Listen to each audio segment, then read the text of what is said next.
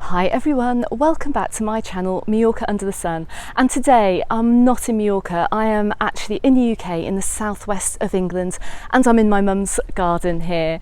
But I have come onto my channel today because I wanted to talk to you about whether you should decide whether or not to come on holiday to Mallorca this summer in 2021.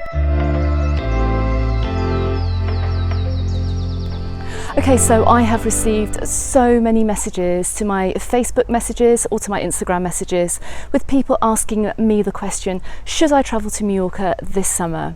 Now, it's been absolutely impossible to answer each and every question, and really the choice is down to you, but I'm just going to run through a few factors that you need to consider to help you to make that decision.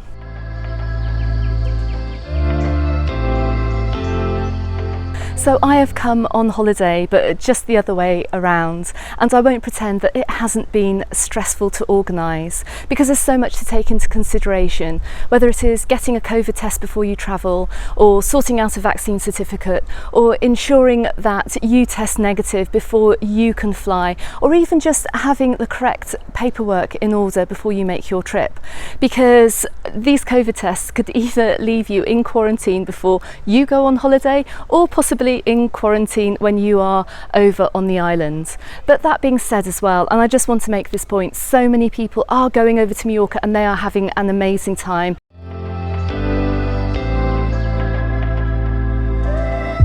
So when preparing to leave your Mallorca holiday, you are either going to need a negative COVID test or a COVID vaccine certificate in order to travel. Now, please do check out the Spanish Health website with regards to the entry requirements that you need to know about before you enter the country. Please do not use Facebook as a source of information before you travel, because the rules apply depending on whichever country you are travelling from. Don't forget too that you need to fill in a passenger health form as well for the party that you are travelling with, and I will put the link in the description below this video where you can find that and you can fill that in. So I'll put links to other official government websites as well with all the information that you need, so please go ahead and check those out, and make sure too that you leave enough time to fill in these forms before you get to the airport. And in terms of getting the COVID test, if you are not vaccinated, please do leave enough time to get this, because I am hearing reports, and I've experienced myself, that tests are not arriving in the 24-hour period that you expect them to, nor are you getting the results back in time. So if you do need a test in order to travel, then I would recommend going into a walk-in clinic or making an appointment at a recommended clinic too.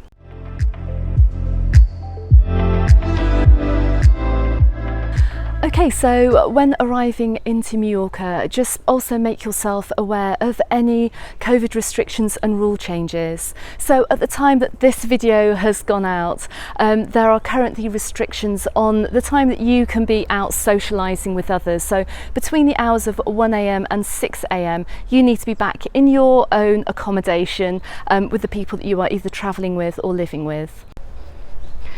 In addition, the beaches are being closed at 10 PM too, and this is to discourage outdoor drinking, because apparently the rise in the COVID cases has been blamed on the young mixing.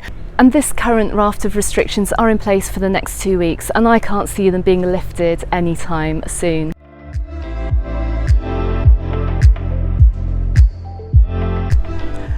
Okay, so the Balearic government has also asked that you do use masks in outdoor spaces. Now, this isn't mandatory and it is not going to be enforced. It is just advisory at this stage. So if it makes you feel safer or you want to protect others around you, then please go ahead and use masks, particularly if you're visiting Palma or you're in a really busy environment. So they're readily available on the island in supermarkets and in pharmacies, and they cost as little as around 10 for about €2.50 to €3, so they're easily purchased. Also, just bear in mind too that you do need to wear masks if you're going into shops and supermarkets or into museums or other indoor spaces too.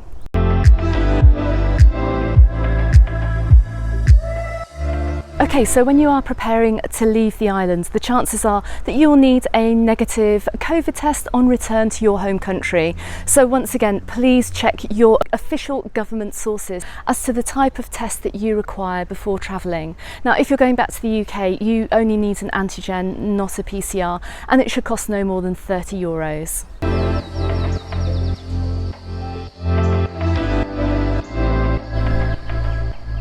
Okay, so what would happen if you tested positive when taking your pre-departure test before leaving the island to return to your home country?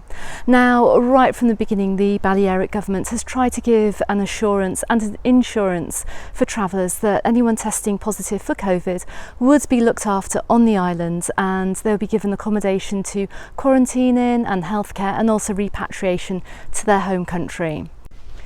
Now, it does seem apparent that the government has not accounted for the rapid rise in cases, because many of these bridging quarantine hotels are actually full, and there are some tourists having to isolate in their hotel accommodation. And others have had entirely different experiences and been placed in hospital quarantine, while others have been quarantined separately from their party. Now, the government has put together this document which explains the protocol for quarantine, and I'll put the link to this in the description below this video.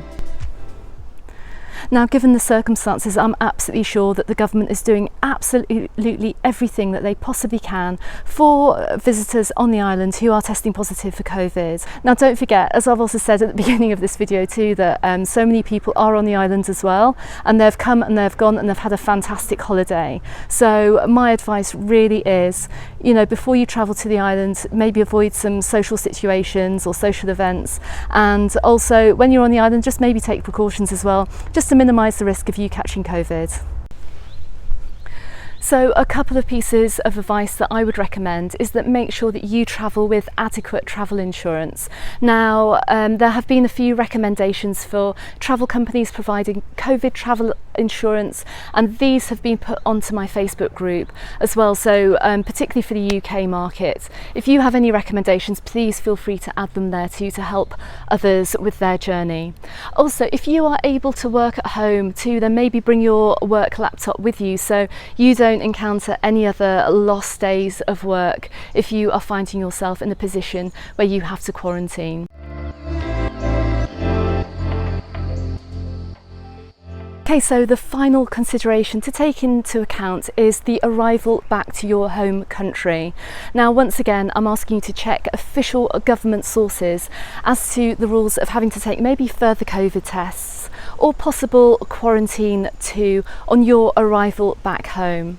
There is also the outside risk too of you being asked to quarantine if someone later on who was on your flight does test positive, so please also bear that in mind.